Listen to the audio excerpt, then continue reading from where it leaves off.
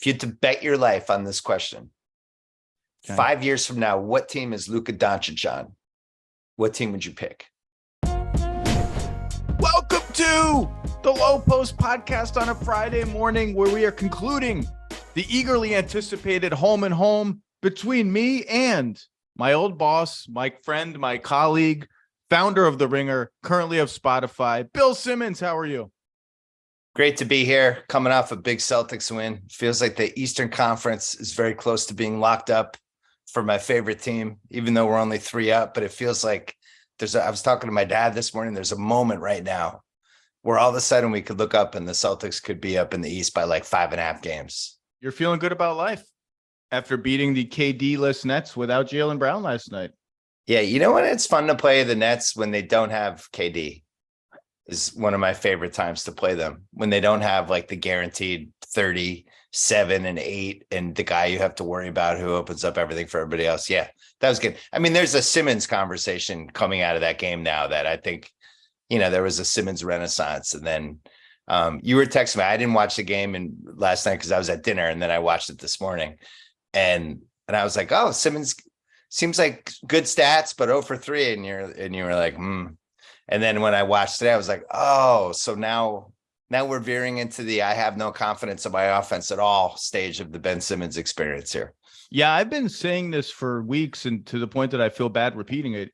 It seems like a problem that he's made 1 free throw since November 25th. Seems like a big deal. And we talked the other day about how teams are starting to guard Scotty Barnes the same way in Toronto, and Toronto has responded by using him as a screener, and he's actually doing okay. You know why? Because he shoots 76% on free throws. He's not afraid to get fouled. And Simmons, I said, look, he's a great transition passer.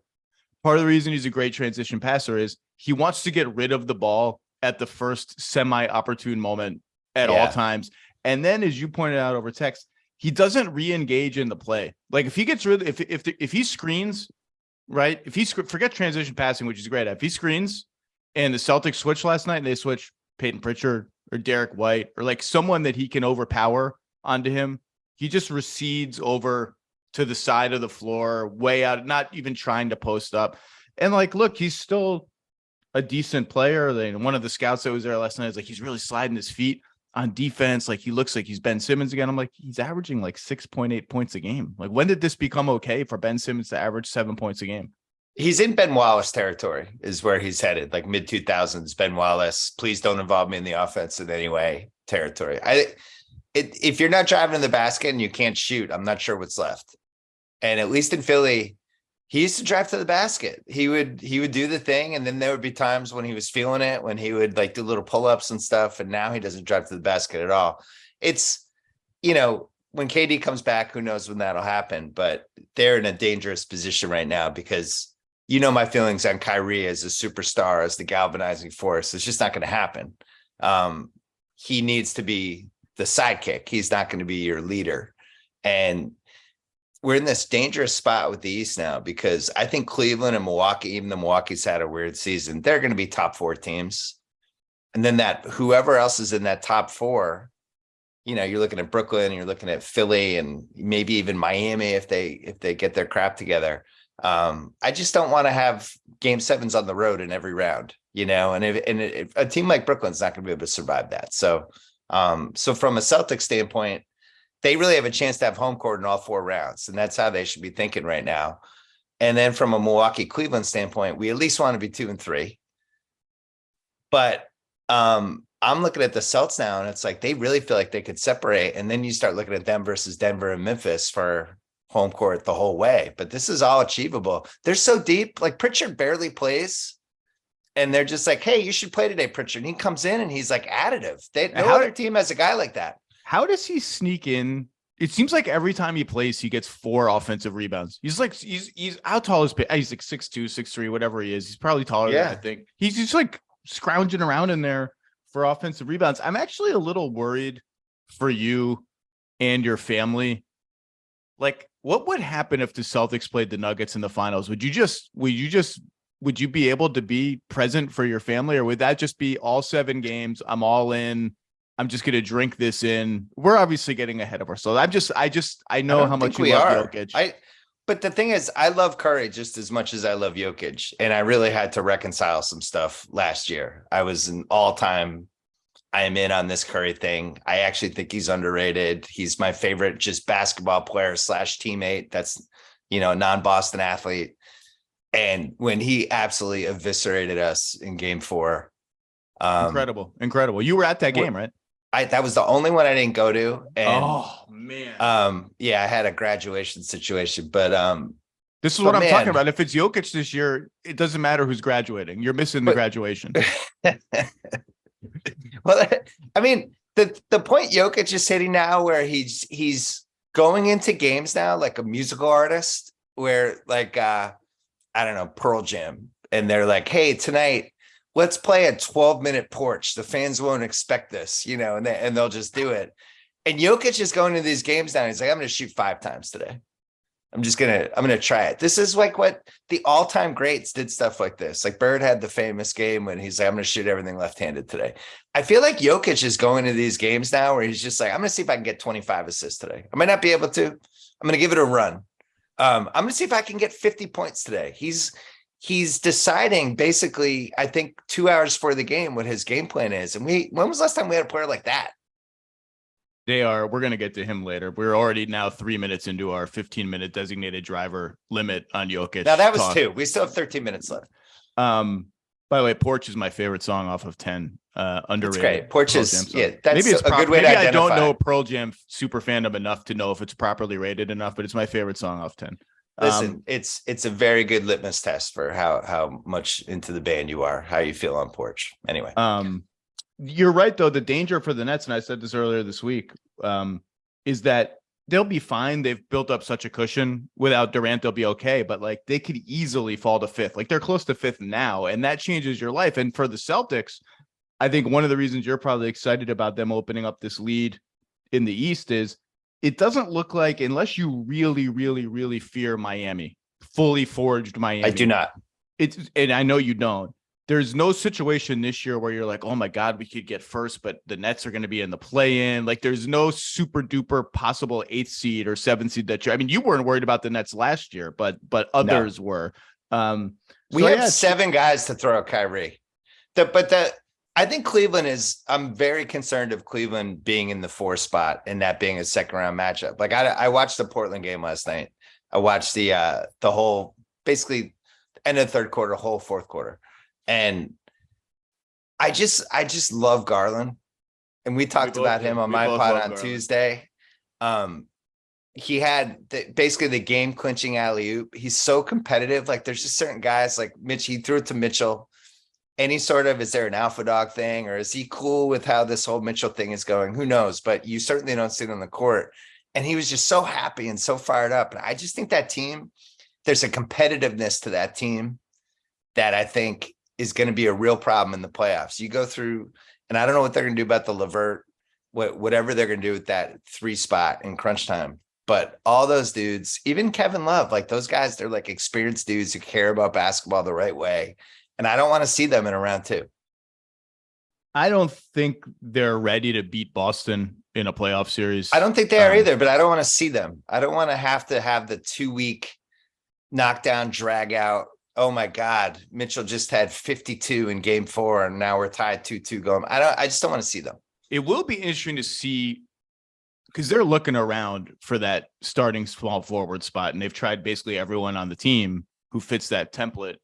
Okoro was, I think, 4 of 4 last night. He had his like once every 2 weeks. Oh, maybe he's going to shoot threes and whatever this year. And the Levert thing is interesting because they've traded all their picks and all their swaps. So like his expiring contract is the main way they can flip for something. I don't even know if it would be better. Like there's all these Levert for Tim Hardaway rumors out there. And I'm like, I don't really get that for the Cavs. We started those rumors. What are you talking about? Did we? I don't know. I can't. I feel like we started that. But can I ask you about Portland though? Because I think Jeremy Grant would solve a lot of issues for the Cavs. 5 straight losses for the Blazers, and they were feeling great about themselves 10 days ago because they had all these road games already banked. They were coming home for this homestand, and they're 19-22. And FYI, first month of the season. And the only reason I know this is because we have me and my gambling buddies, we have a Portland not to make the playoffs bet. Just one of the many bets we make. But they won in the first month of the season. They won 4 ridiculous games, right? Where they had the Jeremy Grant walking backwards, taking 7 steps, making the game winner against Phoenix. Yeah, they had like 4 of those, and we're like, oh, they obviously we missed this bet. Portland's going to be pretty good. Portland's not good. And they're not bad. They're in the middle. They're in the middle of the pack team with one great player. If I were them, I would trade Jeremy Grant and I would play Sharp because I'm so fascinated by Sharp, and I just want to see him. And I think they could kind of throw this season away. Not really. And I think Dame would be okay with it because he's good, but they're not going to make the finals this year. And Grant, do you want to pay him $40 million next year? Like, I would try to turn that asset into something now, and maybe you make the play-in, maybe not. But right now they're out of the play-in. And who are they going to pass? Minnesota, Utah, Golden State, Phoenix. We have the Lakers. Maybe half a game under them. 3 of those teams are plausible for Portland to pass. They couldn't pass Minnesota. Utah obviously has a decision to make selling wise. And all right, Phoenix is in a tailspin. Like, why can't they pass those teams? Phoenix is not going to make the play-in. I mean, Utah would be the team that falls out, but I still feel like the Lakers, I think LeBron, he's been doing a variety of things to try to bully them into trading those picks, even though he's claiming he's not. We know what he's doing. And I think they're going to cave and they're going to trade at least one of those picks for somebody. I do enjoy it really is something else. All the jabs at the roster. And then that's just not my job. I'm just going to pontificate, but that's Rob. It's not my job. I just was responsible for all the trades. Yeah. It was the Davis trade and the Westbrook trade. He's literally responsible for it, but not his. All right. The ostensible purpose of this is to pick Western Conference All-Stars. But I wanted to go back to something from your pod the other day where I copped out on the Eastern Conference All-Stars because I hadn't even paid attention to the ballot positional eligibility stuff and the fact that Tatum is only eligible at front court. And so we have this log jam where I'm not allowed to put Tatum at guard. So only 3 of Tatum, Giannis, Embiid, and Durant can start in the All-Star game. And I was like, I don't know. I haven't thought about that. Blah, blah, blah, blah. I have a take. You're like the Heat. You just get away with cheating and everybody looks the other way. That's what you do. So we concluded then, tentatively without thinking about it, I was like, I guess I'd have to put Embiid to the bench just because of availability and minutes played compared to the other 3 guys. And so it feels weird to not start Giannis. Durant was like in the MVP top 3 and he's banked. So he's missed 1 game before this injury, I think. So he's got a lot of minutes over all these guys, except for Tatum, who's been among the league leaders in minutes. And he's the best player on the best team. The best, most durable player of the season. So right now, if I filled my ballot out, I don't know when our ballots are due. I think my little lukewarm take is that Giannis should be the odd man out, which is strange to think about because he's the best defensive player of the 4. Probably he's the linchpin along with Brook Lopez of a top 3 defense. His efficiency has just taken a dive. Like everybody knows this, like he's taking all these jumpers. He doesn't make any of them. His 2-point field goal percentage is down. And just compared to these other guys, it's really hard. If there are 6 real MVP candidates in the NBA right now, and maybe Curry comes back and gets back in and makes it 7, these are 4 of them. So someone's getting screwed either way. The advanced stats, most of them, if you add them all up and look at them, they kind of say it should be Giannis. And minutes wise, he's much closer to Embiid than he is to Tatum and Durant. And their offense is 26th. Like, I kind of feel okay with Giannis being the odd guy out. Does that surprise you? Is that even a hot take? I don't even think it's a hot take. It's a fair take. He's also the scariest guy in the league. Yeah, nobody wants to face him. The Celtics are so scarred from battling that dude without Middleton in a 7-game series. Nobody wants to face him. Well, when do we have to decide? Because I think Giannis versus Embiid, I agree with you. I think it's probably dead even. I would give it 51% to 49% edge to Giannis, but I don't think I'm right. But you watched what happened to Philly last night. Whoa. And I think, man, now we're talking about the East when we thought we were talking about the West, but I think they have a real reckoning with that Maxey Harden backcourt, what to do, because you saw what happened last night. That they have no chance to guard somebody like SGA if that's going to be your backcourt. And Melton, who I thought was really important for them and really made the team just made more sense when he was out there than Maxey. But I fully admit Maxey is really talented, really good. I just don't know if he makes sense on this team, if he's anything more than like that 6-man kind of Jordan Clarkson coming off the bench type guy. But even maybe that's too many minutes. But to me, that team really needs to decide right now where they're going, what they're doing. Because I don't know what I don't understand the Harden situation. I don't know how much longer Embiid's going to be happy. You have the Knicks very close with Wes and Leon who run the Knicks. I think they have a lot of shit to figure out in the next 4 months. And I actually think it should be a bigger story than it is, because the team does not make sense. When you watch Maxey and Harden, you're not winning 4 playoff rounds if that's your backcourt. Neither of those guys can guard anybody. I like Maxey, but he can't guard anybody. So if they think that's going to succeed in a league that's guard dominated now, like what are they going to do when they play Cleveland? They're going to be able to guard Mitchell and Garland with Maxey and Harden? Like, get the F out of here. Well, the other interesting thing to me is matchup dependent. I've said this before, like, I don't really understand what PJ Tucker is doing in some of these games, like why he's entitled to start and play 30 minutes if there's no big wing for him to guard. I almost want them to go more the other way, and they've started doing this, to Doc Rivers' credit, of playing Maxey, Melton, Harden, Harris, Embiid as a core 5-man lineup.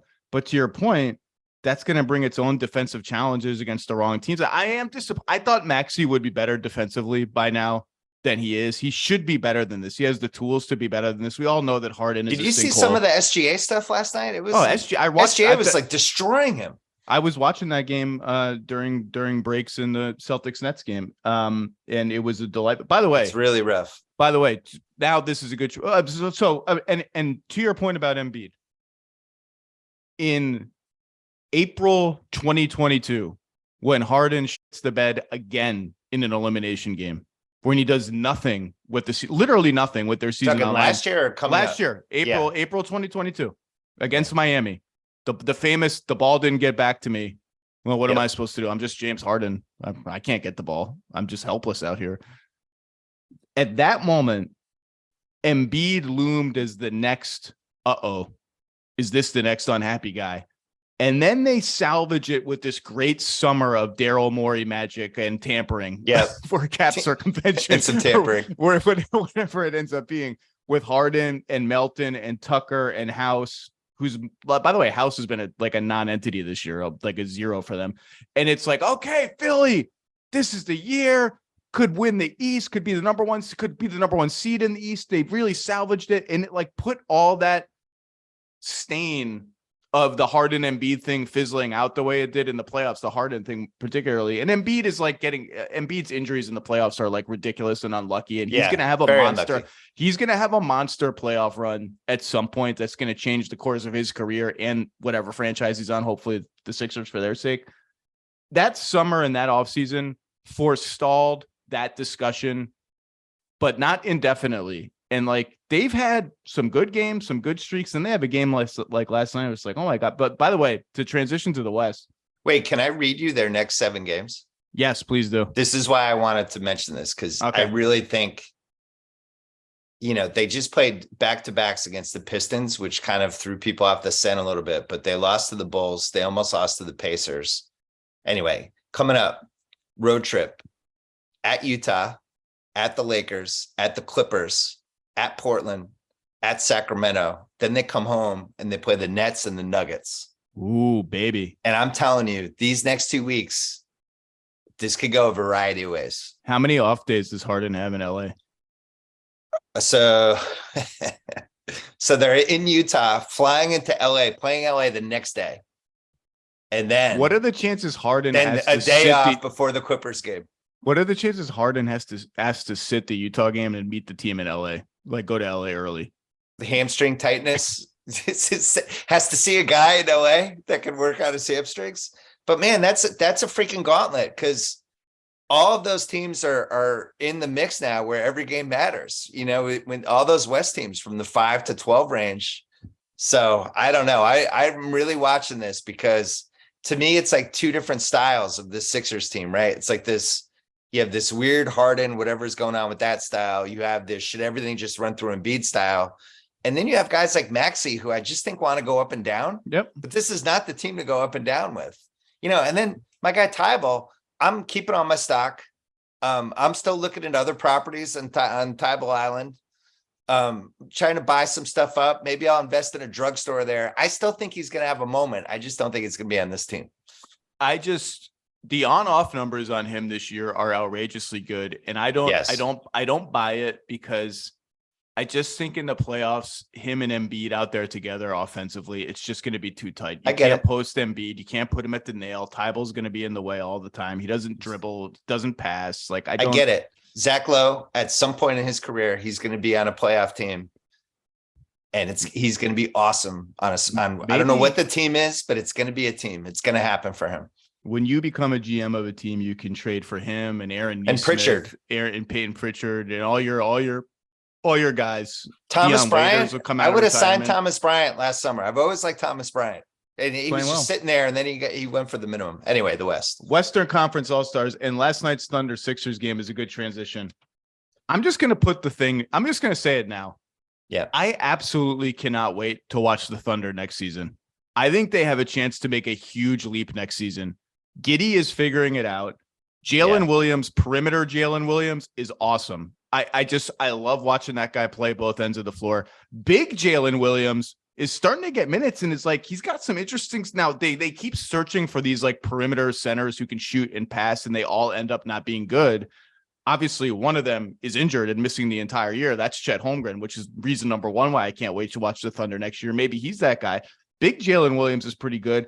That's what we're calling him now, Big Jalen Williams. Well, there's two Jalen Williams. Can we call him J? Like J Dubs? One of them is J Dub. I think perimeter Jalen Williams is J Dub. It's like, and by the way, every road team, every time you watch the Thunder, the road broadcast is just milking it. Oh, his broadcaster's worst nightmare. Two Jalen Williams. I guess they call that one J Dub. Yeah, we all I have an idea, and your guy Dan's gonna have to bleep me. The perimeter Jalen Williams, I would like to call fucking awesome Jalen Williams, because that guy is an absolute stud. I remember Charks. Shout out to Charks. Charks loved Jalen Williams, and all of our ringer guys like loved him as like, I know he's a little bit of a late bloomer, but what is this guy? I love that guy. If you redrafted it, I'd be really interested to see where he would go, because I think it would probably be top 4. And Dort, the first month of the year, it was like, did Dort forget how to shoot at all? Like, and now he's up to 35% from 3. And they have a funky little, like, they put Shea, Giddey, Dort, and perimeter and effing awesome Jalen Williams out together. And it's like 4 big wings and a center switching, causing havoc. The ball's moving. They're fast. They're athletic. And they have a crunch time scorer. Here's the thing, Zach. Poku was Presti's ace in the hand for tanking. Poku is like, oh, whoa, what is he? Oh my God. Poku's terrible. Poku, what was his on off? He was like he was starting to figure some things out this season. What was he figuring out? He's a liability. He's somebody he's like, he's one of those guys who's like should be a 10th man if you actually have a good team, and they'll play him a lot. As soon as Poku got hurt, now it's like, what is this team where now we can play all these athletes? Like, they demolished the Celtics. Granted, they shot really well, whatever, but athletically, defensively, like they were on the same level as the Celtics in that game. And I think not having Poku out there has really helped them. And they've got obviously a million draft picks still to come. Holmgren hasn't played. I think they're set next year to start winning in a real way. Not like winning, oh my God, but to be in at the play-in mix should be a given for them next year. Like they're going to be good. I can't wait to watch them next year. I wrote some stuff down because I knew we have Shea as a starter for the West All-Stars, right? I think there's no brainer all time. So here's the West starters are, I started like this: Jokic front court, Luka guard. That's all I had like in Sharpie when I started. Two of the 5. I think I have Shea's in Sharpie for me. So in the end, he was for me, but you only get one more guard spot, right? Luka's listed as a guard. Shea's is that true? Luka's a guard, not a forward? Luka's a guard. So I got to put Luka as a guard. So I get only one more guard spot, and it comes Luka's down to 6'8.5". Come on, we should get flexibility with him. That's stupid. He's the point guard, but why is LeBron not? It doesn't matter. So the second guard spot is either Morant, Curry, or Shea. And I went with Shea, and Curry has been the best of the three per minute. And I actually we're going to run into this problem a lot in the West because a lot of the best players have played like 300 fewer minutes than a lot of the next tier down of players. I'm going to default mostly to just who's the best guy. But the gap between Shea and Steph is like 400 minutes. And Shea's averaging 31 a game on good, efficient shooting. I'm putting him in as the starter over Steph just because of the minutes thing. And if I had a third spot, maybe Steph gets in. But my starting backcourt in the West is Luka Doncic and Shea Gilgeous-Alexander. And I think he deserves it. They're like +1 or +2 with him on the floor and minus a gazillion with him off the floor. For that team to be plus, given the injuries and the fact that Mark Dagnall changes the rotation every game, is super. That dude is a legit superstar. And you can tell the other players and the other teams this season have all decided this guy's a guy. Like, we like watching him play. We hate playing against him. He's terrifying to guard. He's a guy. He's in my starting five. Yeah, I didn't really think it was an argument. 31, 5, and 6. He's playing on a really young team where he's the only kind of constant. And he's controls, especially these crunch times. He has such a sense of when his team needs something. The pace is always the pace that he likes to play. He's so hard to guard. We watch guys who, like, he killed the Sixers last night, but we've watched him kill other teams that have good defensive guards that he just does whatever. Listen, there's a couple of what ifs with this. First of all, what would Presti have done last summer if somebody had Gobert offered him just 200 cents on the dollar for SGA, which might not have even been 200 cents on the dollar, but did anybody ever in all your reporting and all the little whispers you've heard? Because I know the Knicks were absolutely kicking the tires as hard as possible, really, for the last 2 years. And everything I've heard, not just from the Knicks, but everywhere else, is that Presti wouldn't even consider trading him. It was like a non-starter. No thanks. It was almost like how the Celtics would treat a Jason Tatum call. And it got vindicated this year in an incredible way, right? He is now, I would say, he's one of the best 10 players in the league by any calculation. So you get that. Then the other thing, do we give Presti enough credit for those two trades? The Clippers one, and what else? And the CP one. I wrote down it because I was like, I can't remember what they got. I looked it up. They got SGA. So just trading SGA for Paul George, if that was just a trade, you'd be like, wow, that was a great trade for the Thunder, right? They got to rebuild, and now you'd rather have SGA. They also got Gallinari. They got a 2021 first that turned into a trade man. They got 2022 first that turned into our guy, Jalen Williams. They got a 23 first from the Heat that eventually could become 26 unprotected. They got a 23 swap. They got a 24 unprotected first, a 25 swap, and a 26 unprotected first. And they got the best guy in the trade. And I think Presti can use Steve Ballmer's bathroom at the crypto.com. He gets his private jet. So then they turned CP3, or I'm sorry, they turned Russ into CP3, the 21 swap, 24 1 through 4 unprotected, 25 swap, and a 26 first 1 through 4. That's one of the greatest combos ever. So I think if Presti doesn't get enough credit, I think it's because of the perception, somewhat fair, somewhat still, you have to take the edges that are given to you, that the other teams were held at gunpoint by various parties during those. But you still have to execute. You still have to have the thing they want, and you have to execute it in the right way. And he held the Clippers up for everything. And that Westbrook, he probably got 3 firsts more than he probably than a normal GM would have gotten, because just SGA and a couple firsts seemed like a lot. He played it perfectly. He just said, look, I understand what's going on here. This is Kawhi or bust for you guys. And bust is untenable. Bust is, you might all be getting fired pretty soon. Bust is not going to work. So give me everything. And the CP Rush trade is, like I said last week, someday I'll tell the story of that night in Vegas. And what I saw and heard, like, that is an all-time, just like, what are you doing? Like, what somebody will tell the story. What are you, like, Mike Birbiglia? Like, tell the story, write the piece. He's a comedian. Go sit down. Mike yeah, Birbiglia. he does great one-man shows. You would like them.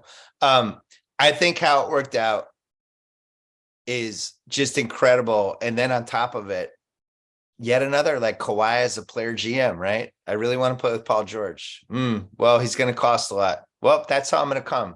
Well, we'd have to give up basically all of our assets so you can play with Paul George. Lawrence Frank is, wait a second. I don't care.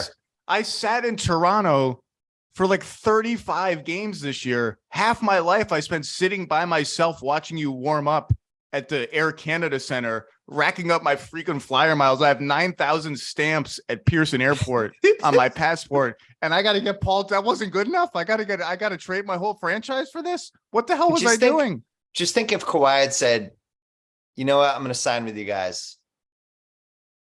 Let me see what you have, and maybe we'll figure it out in February or June. No, he's like, I have to have Paul George right now. And it was an absolute catastrophe for the Clippers. It really is. Well, I was going to those games that first year, and it was clear SGA was good. I never in a million years thought he was going to be this. Nobody did. But he was good. He was absolutely a good player. It was very similar to Rondo in 07-08, where it was like, I hope they don't throw him in the KG trade.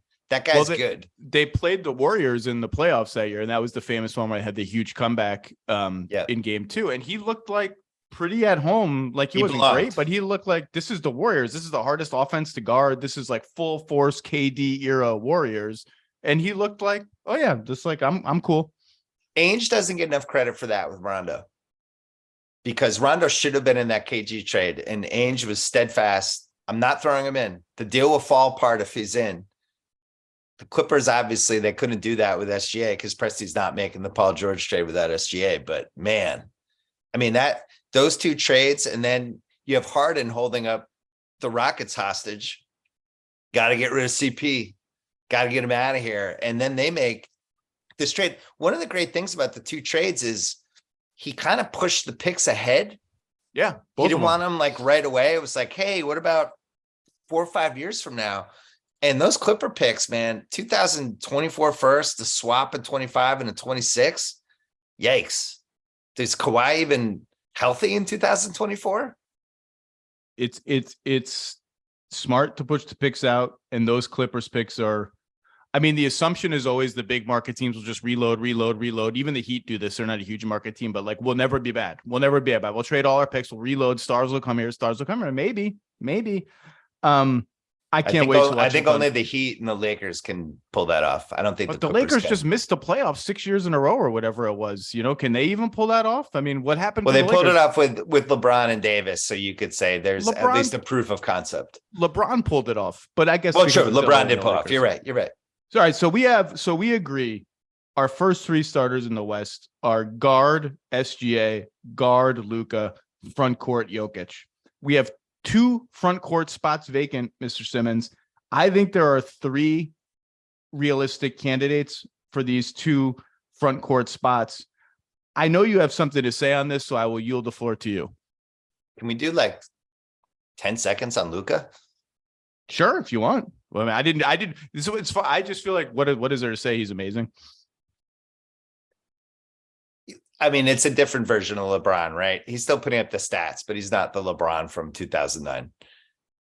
It's still fun to watch Luka at this point in his career, 23 years old, in Los Angeles, kind of going toe to toe with LeBron in a way where it's like, I'm actually better than you now. And I know LeBron's old. I get it. But the stuff Luka was doing last night, it would have been really interesting to watch him during like the all-time peak LeBron, how that would have gone. It got me thinking, like, and I said this on the pod a couple of weeks ago on one of my pods about like when Luka had that crazy 60-point, whatever, the 60-21. It was the first time I really started to think about him versus LeBron from a ceiling standpoint. Like, could Luka get to 40,000 points? Could all these different things happen? The stuff he's doing this year, and granted, we've talked about the stats are out of whack, right? And I don't really know how you compare the eras, but there's only 4 guys ever who were 23 and under who averaged over 34.5 points a game. Wilt, MJ, Rick Barry in 1967, just high volume, ridiculous. And then McAdoo in 75. And that's it. Like, I just think I know the stats are nuts, and I know I'm not breaking news here, but man, to put up like basically a 35, 10 and 10, I don't care what the era is. That's bonkers. And he's playing big minutes. He's stayed durable. He's got a huge usage rate, but his shooting's better. I think his 3-point shooting after the first month, he's basically been a 40% 3-point shooter. And I'm just starting to think about him versus LeBron now. And I wasn't there until about 2 weeks ago. I don't know where you stand on this. Well, 11 free throws a game has been a huge leap for him. Yeah. And 58% on twos. He's a great 2-point shooter, which maybe isn't talked about enough. He's an incredible finisher at the rim and on floaters. Really physical, which LeBron wasn't physical, I would say, until about 2012. And the funny thing, like second Miami season. To your point, and this has always been true with Luka, because he played in the best league in the world other than the NBA when he was a kid and grew up in it.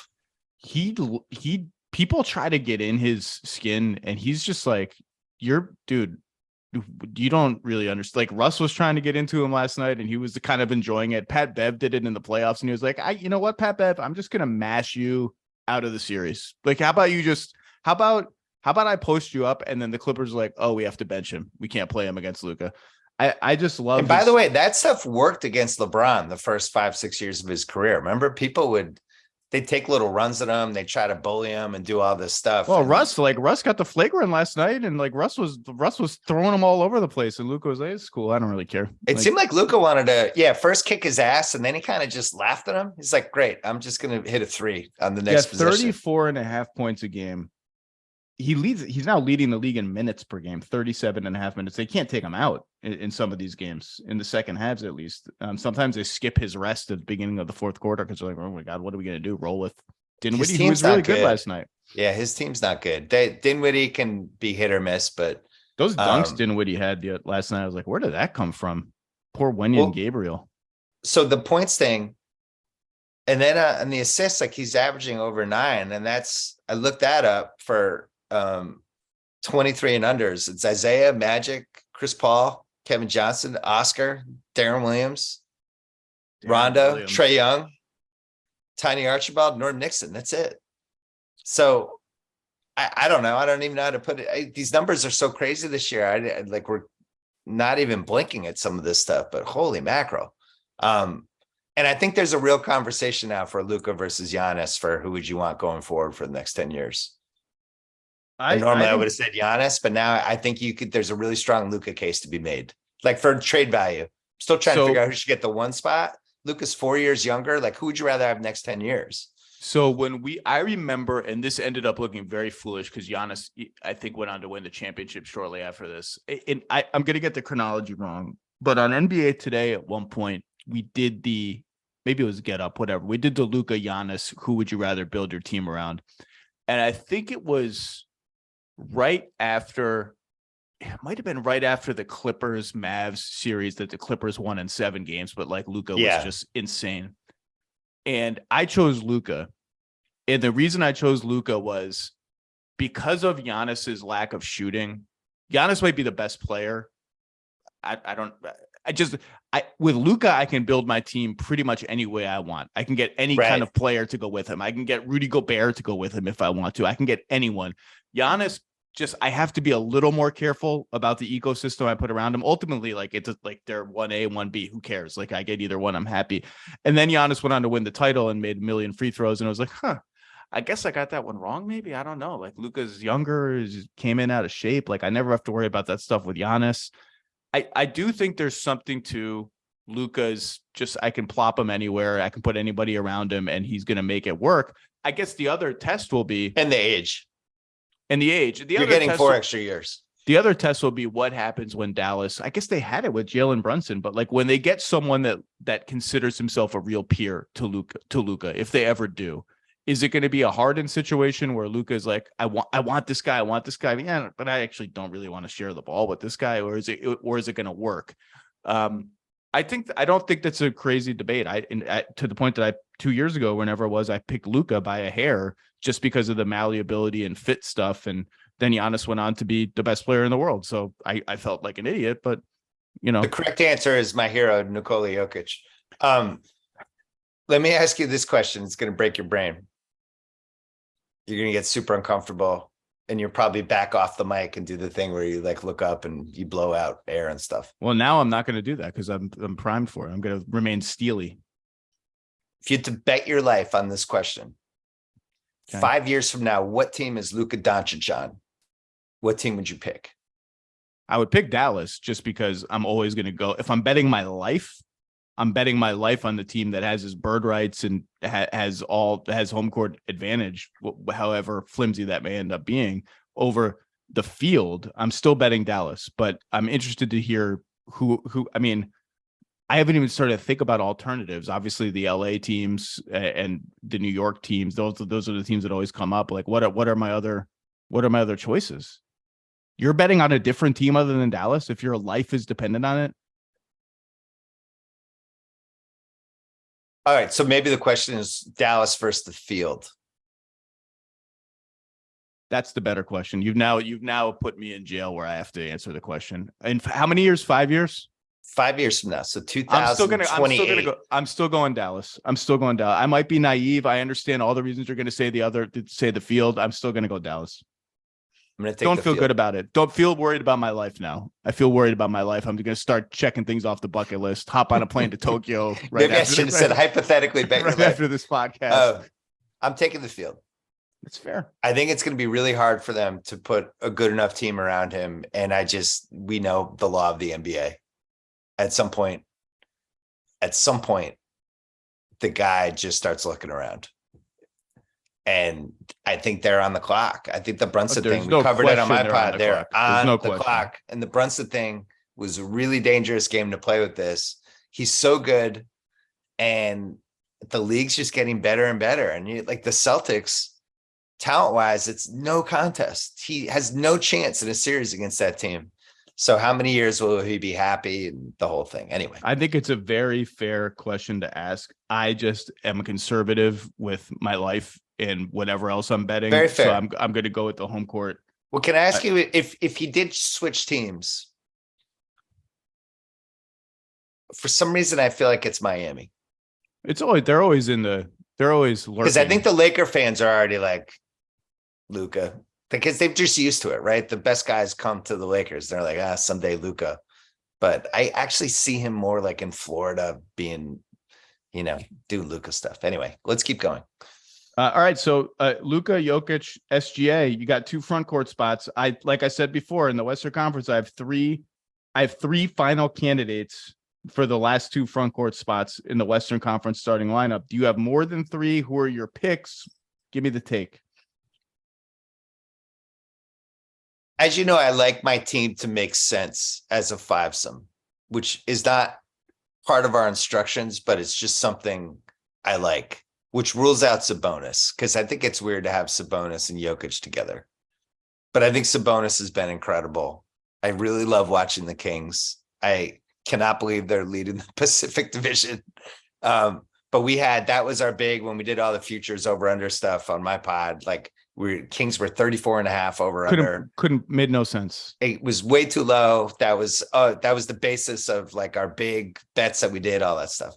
But I just can't. It's so funny that his dad was Arvydas. Like that. The passing DNA has kind of been passed down. Usually, like 6 assists a game this year. And everything runs through him, and he's been awesome for Fox. And they still lost that trade, but it was an amazing trade for them. And yet I can't have him on. And for fit reasons, it's the All-Star game. Let's start 3 7-footers. 4. Let's have some fun. Fine, I'll have him on. That's it. That's all it took. Well, it's Jokic and Sabonis. That's not a basketball team anyone would put together. We saw Sabonis playing with Miles Turner for 2 years. Everyone was miserable. It could be some fun passing. Full disclosure, I have Sabonis as one of my starting front court players. So that's 4 for me. Luka, Jokic, SGA, Sabonis. I just think 19, 12, almost 7 assists. He's shooting 62%. Yeah, you're right. I love They're Sabonis. Fine. +6 with Sabonis on the floor, -6 with him off the floor. They're getting killed in the Fox only minutes, which is not Fox's fault, but it shows that he is the main driver over Fox. If I have to pick one main driver, now both of them could make All-Star, but he's the most important reason they are winning this year. So he's in my starting class. 100%, and they have a winning record. I also like that he got hurt. Hit a hand injury, a wrist injury. Was it hand or wrist? I can't remember. His hand. Thumb. Missed a game. He's like, I'm back. Like, I'll be fine. It's okay. I'll just figure out how to play with my dislocated thumb, and didn't really miss a beat. Whereas I think some other guys in the league would have been like, I'll see you in a couple of weeks. I'm going to go rest my thumb. Fine. I have Sabonis in. I'm glad you talked me into it. Now we have to talk about Markkanen versus LeBron. What a sentence. Boy, we got to dig into this Lowry Markkanen versus LeBron James debate. Could you imagine if someone had told you 4 months ago you're going to be? I would have thought the world had ended and we were living in a zombie alternate universe. So to your point, I said 3 candidates for 2 spots. The 3 candidates are Sabonis, LeBron, and Markkanen. All of them are locks to make the All-Star team. So ultimately, this is irrelevant to me. Lowry Markkanen is an All-Star, full stop. He deserves it. He is the linchpin holding the Jazz together. They fall apart without him. He has been outstanding. I started LeBron over him, but it's close. Make the argument that it shouldn't be LeBron, who's averaging, by the way, 30 points, 9 rebounds, and 8 assists a game on 60% shooting from 2. His team is, I think, a game behind Utah in the standings. So you can't use wins for Markkanen. You can use expectations, I guess. But the Lakers durability. He's played 41 games and LeBron's played 31. That's fair. The minutes is 1,400-ish for Markkanen and 1,000 or 1,100 for LeBron. So 280 minutes or something like that. Is that it? Is that all it is? I'm going to read you 2 sets of stats for the listeners so they understand the gravity of this Markkanen case. He's so good, man. And both of us, by the way, sold our Markkanen stock. Let's be honest. Both of us bailed out. We did. We bailed out. We gave up. We said, I fired my guy. My guy who told me to sell the stock, I fired him. And we said, maybe he'll be good one day, but like whatever the vision was of ace scorer, killer jump shooter, pump and go, great offensive player, like that we gave up on. We bailed on that. I remember like 2 years ago, and I don't remember if he was on Cleveland or Chicago, and I was watching him play, and somebody was hurt, so he was playing more minutes, and he got a rebound, and he dribbled up the court and did like back the guy and then hit a 3. And I was like, this guy, like, Jesus, what is he ever going to put it together? And then it's finally happening. I'm going to read you 2 sets of stats. 25 points, 9 rebounds a game. 52, 41, 88% is my first line. Okay. Second line, 25 and 9, 50, 42, 90%. 2 identical lines, right? The first was Markkanen. The second was 2007 Dirk Nowitzki during his MVP season. That's how good Markkanen's been. He's replicated Dirk Nowitzki's 2007 MVP season. Now you have to make your caveat about all this inflated stats and all that. Inflated stats, efficiency wise was better, slightly more free throw attempts. Markkanen, one of the great things about his season, 24.9 usage. It's not like he's ball hogging it and shooting all the time. Like, it's all in the context of how they play. 66% true shooting. As you know, I don't totally understand true shooting, but I know over 60 is great. And then you look at the LeBron stats. Really high usage, 33. Percentage shooting stuff is really low for him. Like, he hasn't made 3s all year. He is shooting 60% on 2s. The crunch time stuff from him, and you saw it again last night in the Dallas game. If you're the other team, you're like, this is great. LeBron has the ball at the last 20 seconds. He's going to take a pull-up 3, and it's probably going to miss. Like, that's kind of where he's at as a crunch time guy now. But yet he's 38 and 7. And he's shooting 51%. And he's doing LeBron stuff. It's really hard to leave him out. I just think he's going to make your 12-man All-Star team. Let's be clear. This is all the vanity of awkwardly walking out on stage while Common is like, starting from the Utah Jazz, Lowry. That's all it is. That's all. And people want LeBron to start, which is why I think for me he's the starter because he's LeBron James, and now you have to bring in the 20-year resume versus marketing. But if we're just talking about who's been a better and more effective player this year, who's been better in crunch time, who's done more for their team, who's been more durable, the answer is Markkanen, because nobody expected anything from that team, and he's been awesome. He's basically been able to replicate Dirk Nowitzki. So, LeBron's played 31 games. He's missed 10. He hasn't really had a major injury, and the team hasn't been good. So I think it's an argument, and I know people just default to, well, it's got to be LeBron. Well, LeBron, but that's not the exercise. The exercise is who's having a better season. And I think it's dead even. LeBron, I'm going to start LeBron just because it's LeBron. Well, I haven't decided. I'm leaning LeBron because you do have these moments. I remember it's like when I debated LeBron versus DeMar DeRozan, second team All NBA last year. And you just people just get mad. Yeah. Well, that's like LeBron, take care of the guy. No, but I said, I got mad at myself. I was like, am I really putting DeMar DeRozan over LeBron James? Like really? Yeah. And I didn't. I put LeBron over DeMar DeRozan because it's LeBron. And to me, the one thing that maybe is overlooked a little bit in the statistical comparison you laid out is the passing. You just can't. Yes. You can't. It's just hard to compare, no pun intended, a finisher. And he's not just a finisher. He's a connector. He starts some plays. And a guy who's the chess master. It's harder to replace the chess master than it is anything else. But the advanced stats say it should be Markkanen by a little bit. The minutes say it should be Markkanen by a lot. I just think like he's been that good. And once you actually sit and look at the numbers, we've all watched the games. We've seen what he's done. You hear every time Utah plays, you're like, I don't know, Markkanen might be, Utah may have an homegrown all-star. What a story. Like he might, he's going to be in the conversation. He's not in the conversation. He's in. Lauri Markkanen is a stone cold lock all-star. And it's an amazing trade. I mean, what would happen if Minnesota called Utah right now? Well, we'll just give you Rudy for Markkanen straight up. Utah would say no. Utah would say no. They'd say no. Here's the thing with LeBron, because everybody's like, he's as good as ever. And like, you hear that stuff, like still doing it. I think it actually is offensive to LeBron from 2009 to 2013. Like LeBron is not the same player that he was during that 5-year stretch. Just go on YouTube and watch the effing clips. You don't even have to do that. You and I talked about 2013 finals LeBron, 2012 finals LeBron the other day, and just like, oh my God, this guy's everywhere.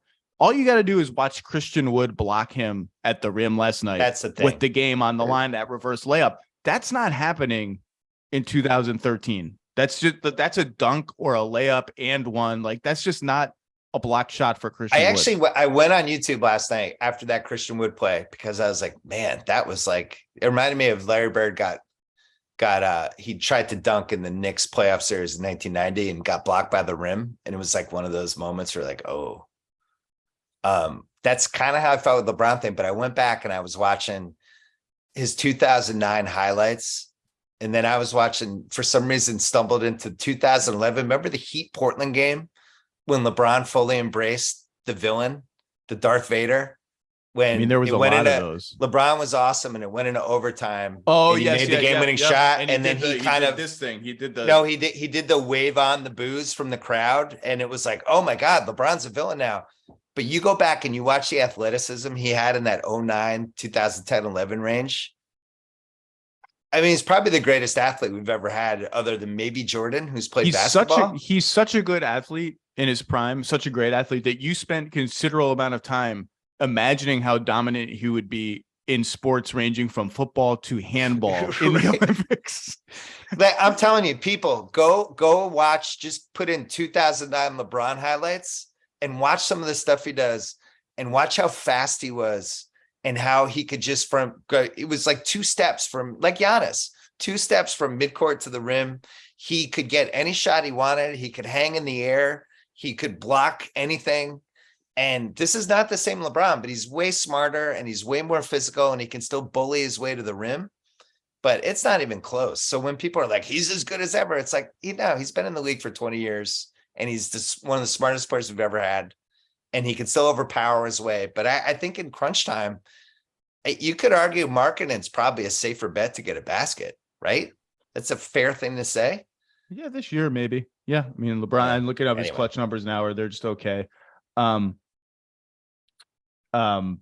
Yeah, it's that LeBron was a machine. I actually forgot how amazing he was when I was rewatching it. It was like when you see those 2000, 2001 Kobe highlights, and you're like, oh my God. You know, I had that once.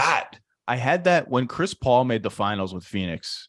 I went back and watched all like 08 Chris Paul, like a lot of Chris Paul crunch time playoff games. 08 Chris Paul is like he's like lightning.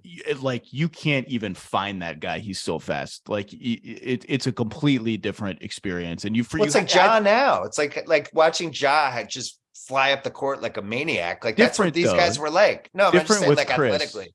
But I think it's useful to do that every once in a while because we're such a prisoner of like what this guy looks like now. To go back and watch Chris Paul in 2000, like, oh my God, this guy is like uber athletic before the knee troubles started. Well, by the way, it shows you how long LeBron's been in the league, because he kind of like 20 years, but it's like go back and watch 2009 and just look at the guys who were on the court.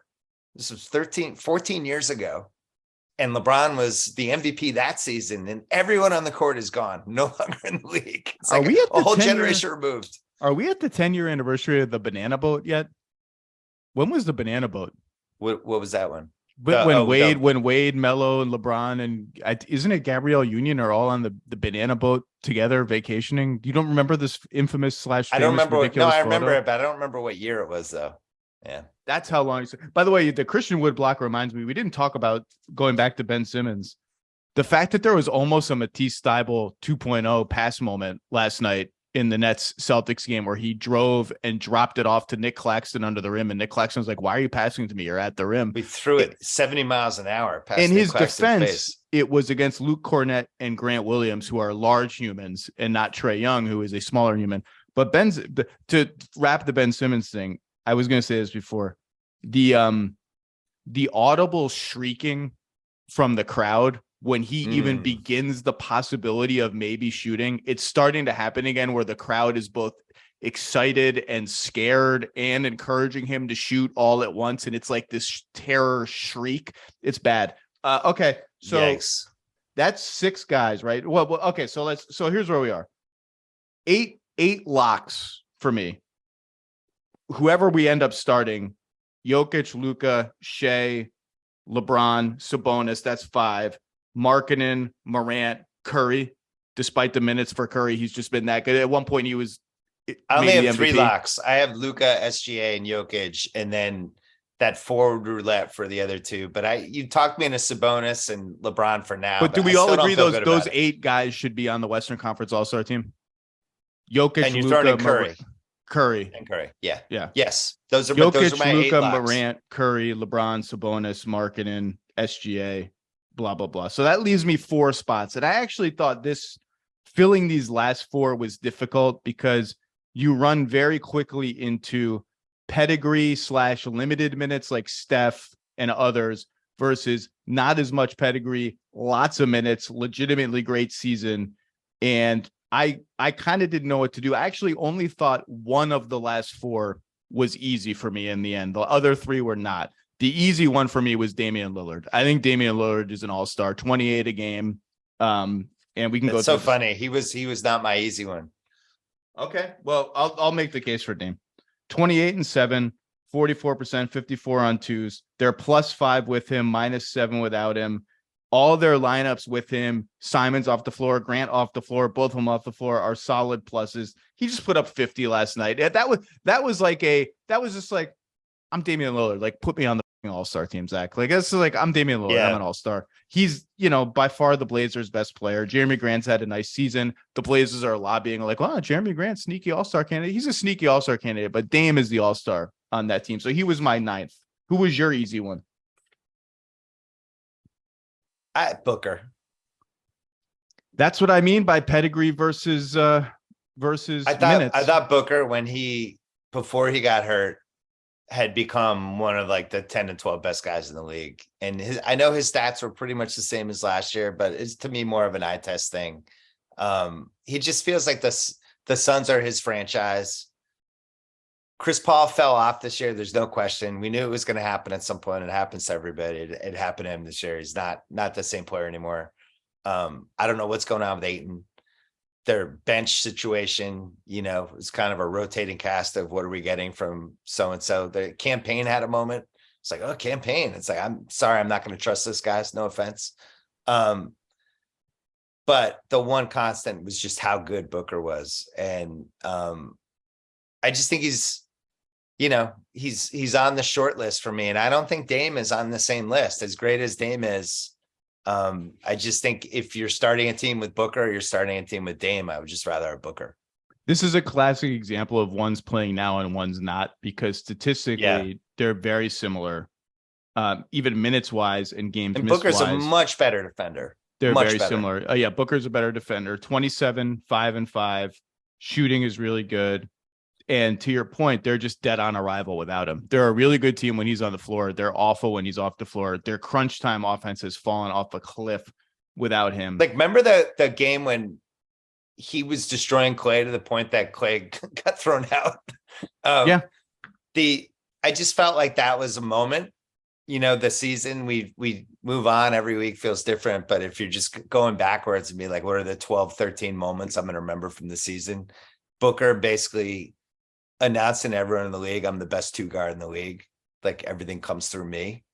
That was kind of a moment. You're selling me, because I had Booker as a maybe, just because he's gonna continue to miss games, and so his minutes disadvantage is gonna get bigger and bigger by the time we do this. But right now his minutes are the same. He's played 29 of 43. He's missed. He's played the same amount 28 of 40, so it's pretty even. He's played more minutes than Steph. I think by that logic, then if I'm going pedigree over everything else, I think he needs to be in, because he was on my MVP ballot last year. I mean, that's how good Devin Booker is. Can I make a quiet, inoffensive case for De'Aaron Fox over Dame Lillard? De'Aaron Fox is like, if he's not on my team, he's going to be the last guy out. And I can't wait to hear your case, because there's one piece of data that better be in it. He's 24, 5 and 6, shooting 50%. He's played almost every game, 39 of 40. Best season of his career by far. Like an idiot, I was trying to trade him 2 months ago for the Laker picks, because I really felt like there was a moment with the Lakers picks where it's like, come get him. What do you have? And I'd rather have those Laker picks than whatever we had from De'Aaron Fox before this year. He went up a level. The Sabonis thing's been great. And then there's the piece of data, which we have the same piece of data. So you take it. No, go ahead. It's your case. You make it. The clutch scoring stuff with him has been out of control this year. And it was like, eye test was like, Jesus, this was the hole in this guy's game, was the last 4 minutes of the game. He sucked. And now he's really good. And he's the second leading clutch scorer in the league. And he's third in clutch usage rate. And this is, John Schumann had some stats in his excellent column this week, but like, he was shooting 40 for 65. He still is. Monday. Last 5 minutes of close games. He's the last 40. 5 minutes of close games. That's not even a real thing. Like, how is that even possible? 40 but eye test wise, it's the same thing. You just feel like the Kings are going to score at the end of the games, and he's one of the reasons. And they're more successful than the Blazers. So as much as I love Dame, I just think Fox versus Lillard. I think Fox has had a slightly better year, and he's played more games. 17 of 29 in the last 3 minutes of games with the score within 3 points. Maybe he has to be in. Maybe I'm too flip on Dame. I don't. Maybe they both get in. Maybe they both. Dame feels a little bit pedigree to me in the fact that he had 50 last night. But I mean, he's putting up 28 a game on good shooting, and they stink without him. Somebody's got to get bounced though. But why can't we have all three? And we could have all three, and the Kings could get two. I wouldn't have any problem with Fox making it. If he doesn't make it, he's going to be like my 13th guy. Are we crossing off Davis? Has he missed too many games? I don't know what to do with Davis, because why is he missed? How many games has he missed now? He's missed like, we're at 25 of 41. I was going to say 16 or 15. Oh, 25 of 42. So he's missed 17 games. It's rough. 25 games to make the All-Star team. No sign of him coming back anytime soon, and he won't be able to play anyway. So this is what you always run into, is like the fans will ask you, well, I don't know, why is the cutoff here? but not here. He's played 840 minutes, which is about 100 fewer than Steph, who is going to be the least. But Steph's coming back. Steph's He'll be back this weekend probably. And a guy like Jaren Jackson Jr., who I think would have an incredible case. He's played 657 minutes due to injury plus foul trouble. That's wherever the cutoff is, he's below it. I think he may be one of the top 12 permanent players in the Western Conference, but he's missed too much time. Anthony Davis is 180 minutes higher than that, and counting with the missed games. I have him as a question mark right now because one of the things you have to consider is like, were people talking about this guy as the MVP for any sustained period of time? Yeah. And I never really bought it because you have to, part of being the MVP is sustaining that level of play. And he didn't start off that way and he never sustains it. But for 15 games or whatever it was like, is he the best player in the league right now? Like that matters. That should be part of the debate. Yeah, it's like 8 games. I think it was more than that. Yeah, it's like 8. So he's out for you. He is, because I think he's just going to continue to miss games. The hardest one for me was Zion. Well, I was going to say, Zion's missed 29. Zion's 29 of 42, but he's going to keep missing. But he's 26, 7 and 5. He shoots 61%. He's played about 1,000. He's played about 1,000 minutes, so he's played 150 more than AD. He had some quarters and some moments that were absolutely flabbergasting.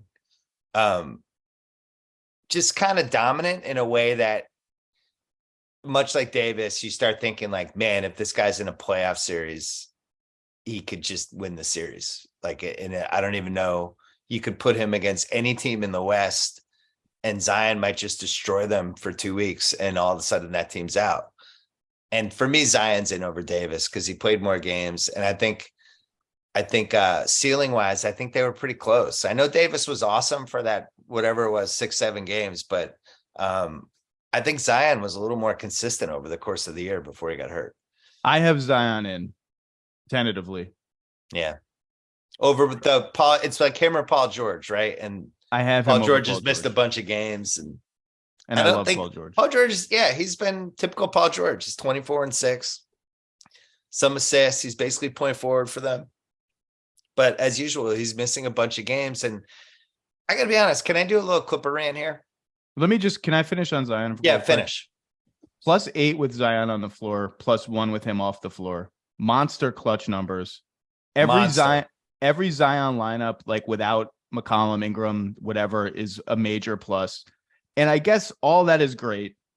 And then in the end, I also default to like, don't the Pelicans kind of have to have an all-star? Like, doesn't it feel wrong to have no all-stars from the Pelicans? And it's not going to be Ingram. He's missed too many games. McCollum's coming on too late. Like, it just feels like Zion should be an all-star. That's all. Maybe that's a lame cop-out argument, but I feel like that plus the stats is enough for me. Yeah, if there was a YouTube clip of LeBron's Zion's greatest crunch time moments this season, just watch like what the defense, watch how they're reacting to some of the stuff where he's like, they clear out the right side for him, or if they post him up, like he's actually unstoppable. Nobody wants any part of him in the playoffs. Nobody can figure out how to defend him. Davis, you can like at least double him. You can do some stuff. Zion, I haven't seen, and he's malleable. Like he can face up. He can, I don't know. The Clippers. This is your chance. This is your chance. I think they should trade one of the two guys. Woo-hoo-hoo-hoo. I don't think your best two players can be completely unreliable from night to night. Not a hot take. And I think you have to pick by one. The way. Not a hot take, by the way. We should hope your best players are one of them is available. I need one of my two to show up every night. And I think this is one of the things that's been so special about the Celtics season. Like Jaylen Brown got announced he's out for like 10 days. He had an injury. And all the Celtics fans like, what? Jaylen Brown's going to be out for 10 days? What? We're so used to these guys just 36, 37 minutes, and they're reliable and they want to be out there. And the load management, all this stuff with these two guys, I just don't think you can win 2 playoff rounds, much less win the title, win day to day, week to week. You have no idea if your best 2 guys are going to play 3 games in a row. And I think they should trade one of them. So you're bailing out this Clipper era is over for you. It won't work. I'm bailing out as these two guys as the fulcrum of a team that can win a title. I think it's done. And I think both of them are great assets. I think you could get more for Paul George. And listen, if you wanted to get on the horn with Philly and there was some Maxey, Harris, Paul George, let's talk about some other stuff for the trade. Like, that's how I'd be thinking if I was the Clippers. Oh, Zach, for the listeners, Zach just did the lean back, and I'm on YouTube, man. They can borderline brain break. No, I mean that. It's interesting. You have to start thinking that way. You have to. It's interesting. I don't think they're there. They should be. They're making a mistake. You can't perpetually be in. Well, we're just waiting to see what our team looks like. We're just waiting to see what our team looks like. We're just waiting to see what our team looks like. And also, like, you've built this team around these two guys and a bunch of role players. And let's be honest, they're all role players except for the two guys. But the two guys don't play all the time. And if it's one guy and all the role players, you're a 500 team. Well, guess what their record is? 22-21. Guess what? Not surprising. Their best two guys don't play all the time. And the Kawhi thing, I think he's done as a superstar because he's just not reliable anymore. He isn't. Doesn't play all the time. And this is who he is. It's not going to change. It's hard to argue against you in that regard. He just doesn't play enough. And we're not discussing him as an all-star because he hasn't played enough. And Paul George has had a ton of injuries at this point. And he's, 32 years old? And I just don't think he's 2019 Paul George anymore. I think he can get there some nights, but you need consistency. You need to be able to be out there for 10 weeks in the spring. 10 weeks. It's potentially 26, 27 games. And those guys aren't going to be able to do it. They're not. And it's every other game, every other day. Once you get past the first round, it's every other day. I'm telling you, they need to trade one of those two guys. They have to. Sixers are the right place to look. Yes. Heat would be a correct place to look one way or another. Like, those are the teams, that sniff around things like this. Yeah. Toronto. They've I just thought anytime we're talking trades, Toronto just has to be blind mentioned. How about Memphis? Memphis is just a hard no on. We're not trading any of our big three guys. So I don't know how they get into. You can trade all the picks, all the swaps. They just don't have enough salary to get up to 48, I don't think. How about the Knicks? Can't ever discount the Knicks. I would trade Paul George if I was the Clippers because I don't think Kawhi has a market because you don't know what you're getting. And I don't think anybody would want to deal with the week-to-week Kawhi soap opera of, oh, wait, you're just not going to play for a week? Okay, cool. How's your knee? It's getting better. Oh, we haven't heard from you. Kawhi, we called you 5 times yesterday. You didn't answer. They keep banking on, we're going to see our team. We got to see our team. I will say this Terrence Mann in the starting 5 thing, and benching Reggie Jackson. Yeah. It's looked great so far. I thought their game against the Mavericks the other day was the best they've looked for a half. It was the first half, and they ended up winning by 12. Maybe the best they've looked all year. The Celtics win, Toronto win. Those are both really good too.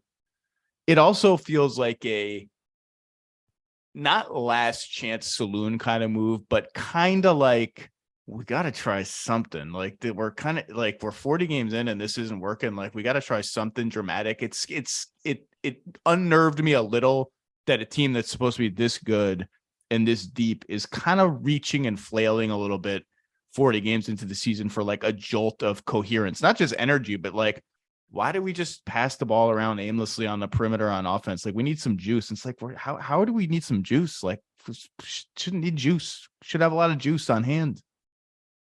As you know, I'm in LA and I may or may not have some Clippers tentacles and I also have season tickets. This is not like a 100% happy team. I don't think it's been a happy season. I don't think it's been a totally happy 4 years because it's always, always, always unstable. They never know week to week who the team is.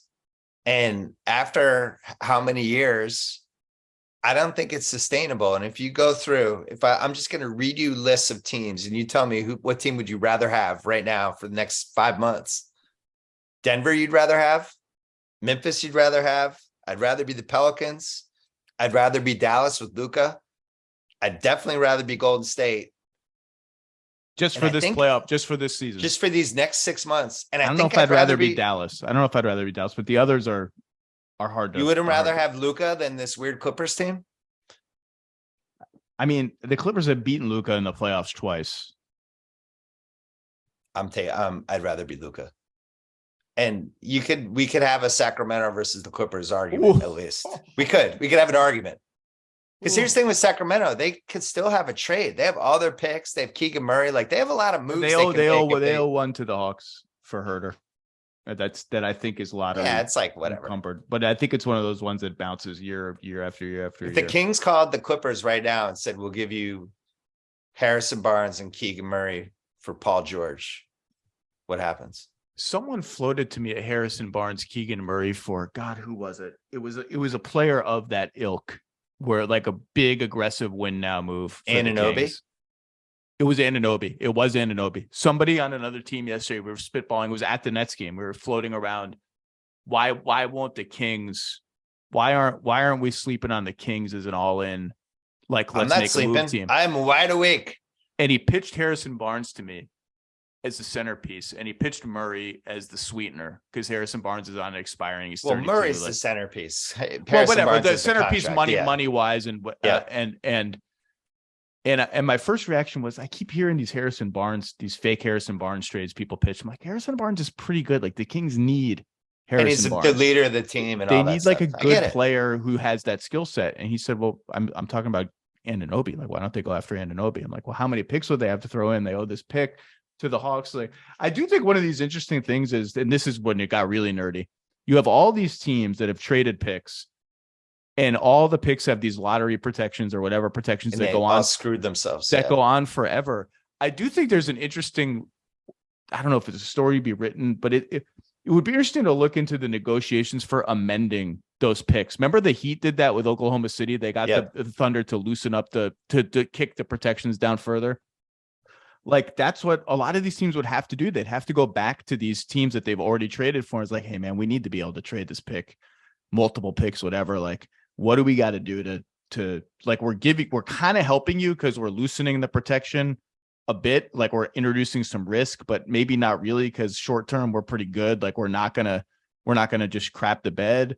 Like, no, what you're saying is you're better off having the pick be unprotected, so you'd have the ability to trade another pick versus just having the pick hold you hostage. What do I have to give you? Hey Hawks, it's Kings on the line. What do we have to give you to just take the protections off our pick? Because we got to trade 3 of them right now for X, Y, and Z. Like, what are the negotiations like? If I'm the Hawks, I'm like, well, welcome to the party. Welcome to our lair. Yeah. Like, why am I settling for like some bullshit second round pick? You know, why do I got to get something? Basically, what I guess I can't get anything good though, because you can't give me a first to do it. But it's an interesting little negotiation wrinkle. Remember when they created the amnesty clause? Of course. In like, what was it? The Allen Houston rule, all that stuff. And the reason they did it was there was so much incompetence. God, it was fun to write a column back then. There were so many bad GMs. Everybody made so many dumb moves that the league collectively said, we all have these terrible contracts at every team. Can we just do a reset and not have these count against the cap? It would be funny if they did that with all the conditional draft picks, where it was like an amnesty clause for the conditional draft picks. We're like, we have decided all conditions are gone. And it's just like, you get the draft pick this year and that's it. I know they would never do that, but it would make it a lot easier for these fake trades. I have a hot take for you. Okay. If Toronto called me and said, we'll give you Anunoby for Harrison Barnes and Keegan Murray, I would say no. You'd say no if you're the Kings? I would say no if I'm the Kings. You're that high on Keegan Murray? I'm higher on Keegan Murray than I think most people, and I'm lower on Anunoby than I think most people. Keegan Murray's been sneaky good for like the past 6 weeks. He's been. Have you seen him in person yet? No. He's like one of those sneaky, oh, that guy's 6'9". It's like how when you see Tatum in person, you're like, oh, that guy's huge. Like 6'9". Keegan Murray, I just like him. I like how he plays. I think his teammates really like him. I wouldn't trade him. I can't speak for how close Barnes is as a leader with that group, and clearly they're playing well, and you always want to be risky with that or not be risky with that. But Barnes as a trade asset with that expiring contract and the picks, and you throw in Rashawn Holmes, all of a sudden you can get to the 30 million range pretty easily. I think the Kings should make a move. I really do. I think they could win a couple playoff rounds if they turned Harrison Barnes into a Paul George type player. This guy convinced me yesterday that I need to be looking harder at the Kings. You should. As a win. I would also like to convince you. And don't count out desperation. Oh, for sure. Well, they're one slump away from they're one slump away from we can't get to year 17 of not making the playoffs. An owner who's never tasted it, you can't like discount. It's like with the idiot Gobert trade. It was these new Minnesota owners like, let's go for it. Tim Connolly. Let's do a couple rapid fire. How close did you get to considering this guy? Anthony Edwards. On my list. Like in or just on the list? No, he was my last cut. I can't forgive him for seeming to be out of shape for the first 3 weeks of the season, basically. But the guy that he is been the last 3-4 weeks has been an all-star. And remember we were talking on Tuesday about, I think it was you and me, we were talking about the best player on the court, how that should be a stat. Yeah, every game. Were you the best guy? Edwards has had a couple of best player on the court games. He's been the best player on the Wolves, and it's not really close. I actually think he has a better case than I had thought originally. 24, 6 rebounds, 4 assists, 46% shooting, 36% on threes. They're plus 1.5 per 100 possessions when he's on the court and -6 when he's off the court. Good clutch numbers. The advanced stats really do not like Anthony Edwards. And I think that's high turnovers, so defense, unreliable defense. I think he's going to grow into a great defensive player. He's not there yet. The eye test and the more traditional stats and what he means to the Wolves scream out that he deserves pretty serious consideration. I think he's probably going to fall a little short of my 12-man roster, like guy 13, 14, 15, but he's closer than I thought. Here's why he can't make it, and here's why he's not an all-star yet. Wednesday night, Minnesota's starting to get hints of momentum, maybe. 3 days rest. They're at Detroit.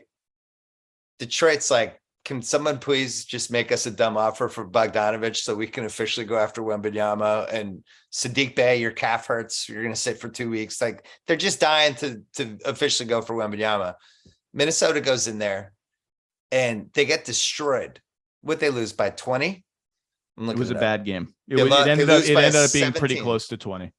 Yeah, they're all of a sudden they're down 20 in the third quarter. This is a game Minnesota needs.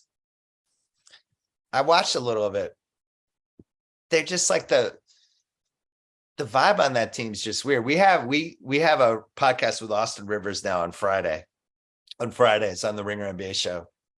And we put it up today, and I haven't listened to it yet, but I'm really interested to see if he talks about this game. It's just the kind of game that you should win when you're trying to get some momentum for your season. And the fact that you just get killed, to me, is a horrible sign. Like, that would be like if I was running the Timberwolves, I'd be like, do we need to fire our coach? Like, do we need a new direction? But Edwards, 20 points, 8 for 8, 2 free throws. You have 2 free throws in a game against Detroit. That's where I'm like, you're not there yet. Jeremy Grant. I can't get there. He's almost there. I think he'll fall short for me too. Shooting the hell out of it this year. I think there's a lot of guys. I don't know if you flipped him and Devin Vassell for that on that Blazers team, would they? Are you on Vassell Island with me? No, there's no island. He's a landmass. He's a big. Oh, he's a cul-de-sac in a nice neighborhood. Yeah, he's landlocked. He's good. Jeremy Grant, 22, 4 and 3, 42% on threes. I just can't. I'm not quite there. I would have personally would have Mikal Bridges over him because of the defense. Mikal Bridges has kind of fallen off. He was in this conversation early for me. He's down to 49% on twos. He's just like the lack of Booker has just sunk everybody on that team. It shows you how important he is to just everyone is now stretched too thin and too far. I'm more defense for that, but yeah, I'm with you. The other one I just wrote down was Aaron Gordon. Oh, I'm so happy. I'm so happy. What a season for him. And also, like, back to Jokic. We still have like 12 minutes left from Jokic time. I'm just so happy Jokic has toys. It's like watching a little kid who gets to like, he's like, oh, I'm going to go play with my Legos over there. And Aaron Gordon's the Legos. It's like, oh, police Legos. And he's just, and every once in a while, Jokic just, he sees Gordon. He's like, oh, I'm just going to set up Gordon for the next 2 minutes. This will be fun. I wonder if I can get an alley-oop where he can dunk on somebody, or I wonder if there will be a backdoor cut. I'm just so happy. We've always liked Gordon. He's always been a guy a lot of teams have liked. And it's just so funny that he's on the absolute perfect team with the perfect guy for him. And he's perfect for Jokic. He's the perfect stretch four you would put next to Jokic, right? If you're taking everyone in the league, it would be somebody who does a lot of the stuff Gordon does. Anyway, I'm happy for him. So I would probably put him a little over Jeremy Grant. Yeah, and I'd have it's hard Bridges, to compare Grant, all those guys. It's hard to compare roles because he's just like he doesn't have to do as much heavy lifting on offense, though he's getting like these duck in post ups and doing some other stuff like that. I'd probably put him over any other Warrior besides Steph. We didn't even mention like Draymond, Clay, Poole, Wiggins. Like I don't think any of those guys have real all-star cases this year. Poole's advanced numbers are like whoa. Also, Eric, like sneaky on the. Are we sure this guy's fun to play with? Team. I'm not. It's like positive. This guy's fun to play with. He's a good passer. Okay. When he passes, but Aaron. I'll Gordon, never forget him freezing out Clay in the 54-point game. Clay had flames shooting out of his rectum, and Poole's like, "Clear out! I got this one." It's like, what about the guy who's literally on fire 2 feet away from you? Anyway, Aaron Gordon, 16-7, 59% shooting, 37% on threes, 65% on twos. Defense, he's the best defensive player on their team. Has to guard the best guy on the other team. No matter what position it is. Sometimes over 6'3", he's guarding. Sometimes it's point guard, sometimes it's power forwards. Like there are people who think he should be their backup center. He's been ridiculously good. I hope he gets a real look. I don't know if he's going to make my top 12, but he deserves a real. This isn't a token like, hey, let's just say his name. No. He's number 20 in the All-Star conversation, but I like to say his name. He's not. He's a real candidate to make the All-Star team ahead of Jamal Murray, ahead of everyone else on that team other than Jokic. He's been the second best player on their team. Two other pieces of that case. One, by the time we actually pick this team, the Nuggets will have like a 2 or 3 game lead in the Western Conference, and the 1 seed should have 2 All-Stars. IMA, the 1 seed should have 2 All-Stars guy. That just assuming.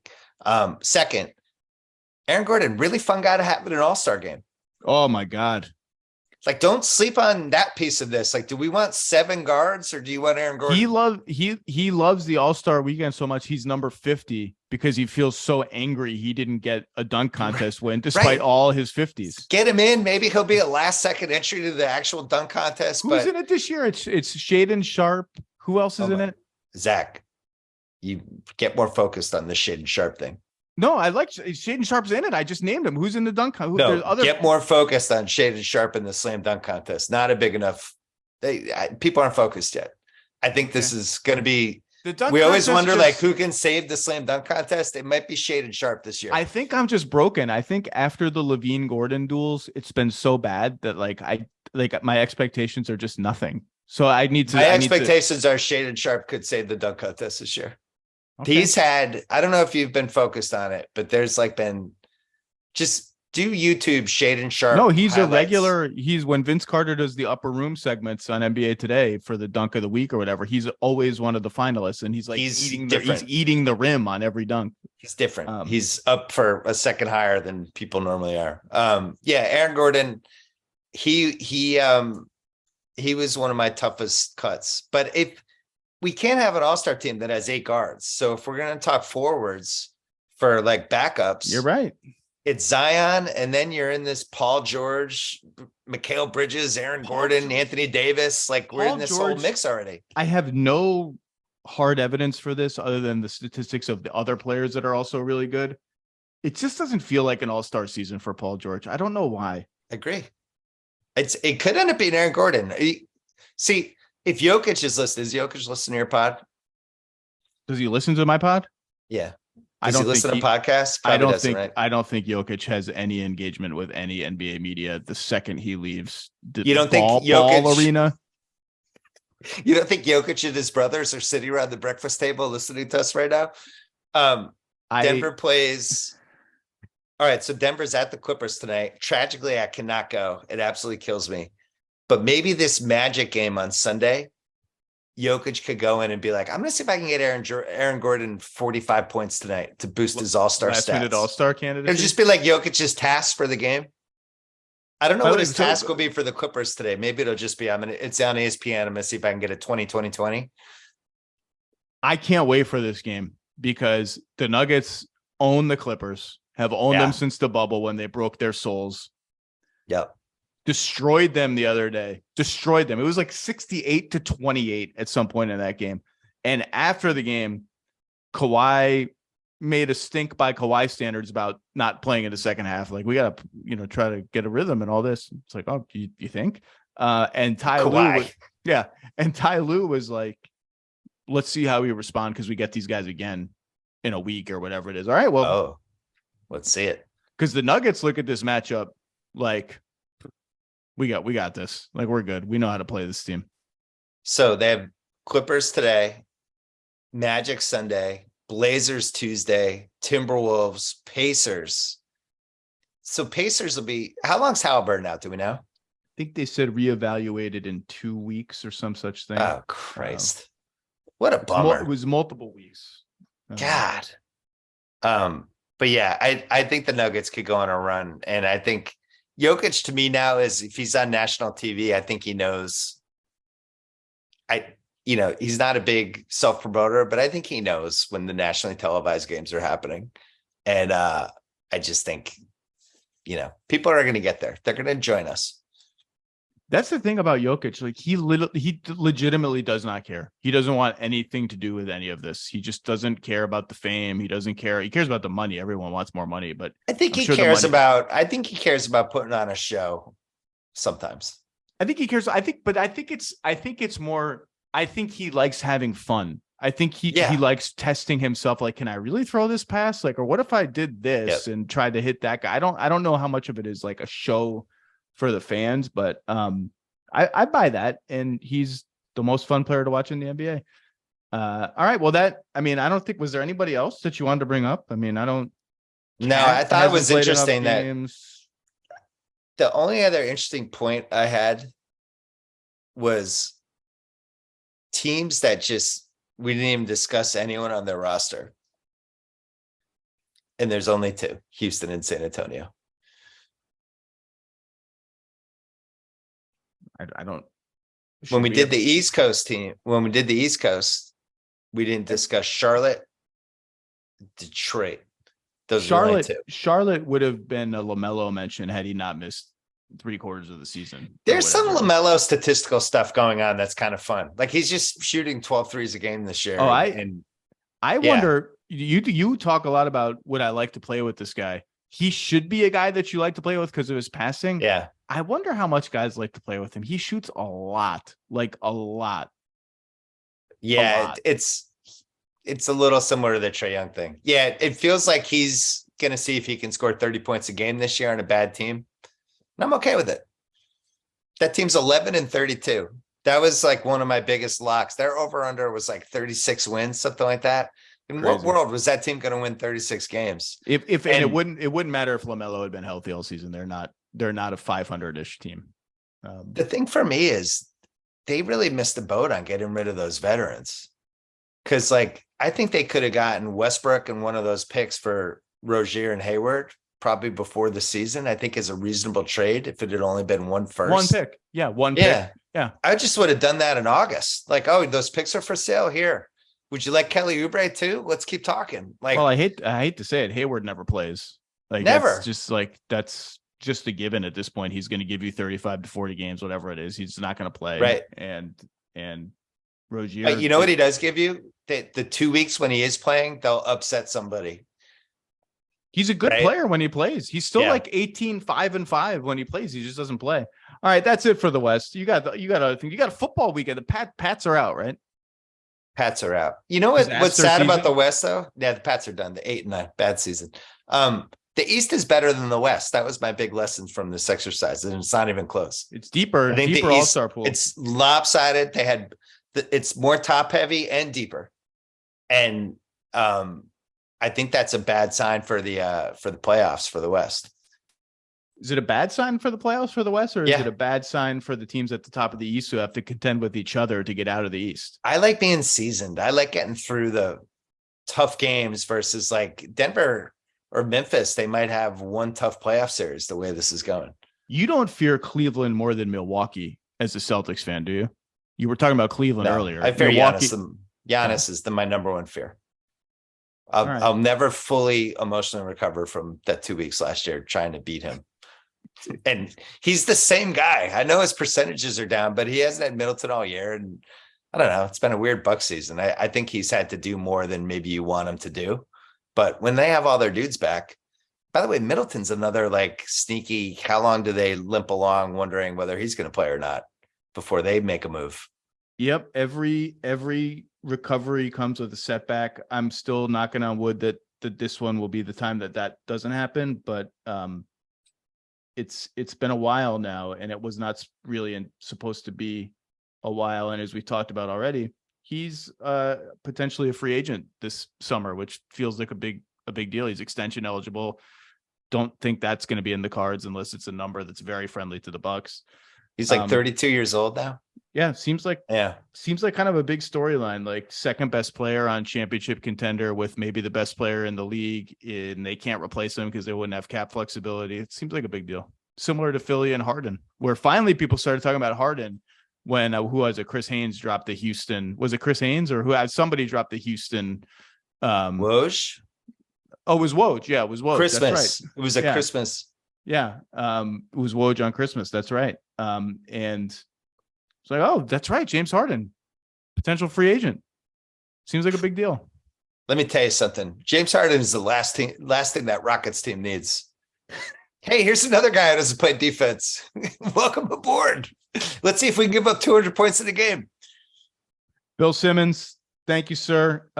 You guys all know where to find the Bill Simmons podcast. Who we have? There's one. Is there one today? Yeah, I did a big football thing today, and I had RL Hawane too. So, very nice. A little MMA. And then the rewatchables. It's one word movie month on the rewatchables. So we did Cliffhanger and we did Sideways so far, and then we have 3 more coming this week. Sideways was on Showtime recently when I was on the Peloton. I was like, this is pretty good. Sideways, still pretty good movie. Yeah, it's elite. Good to see you. I'm glad we did the home and home. Thank you. Have fun.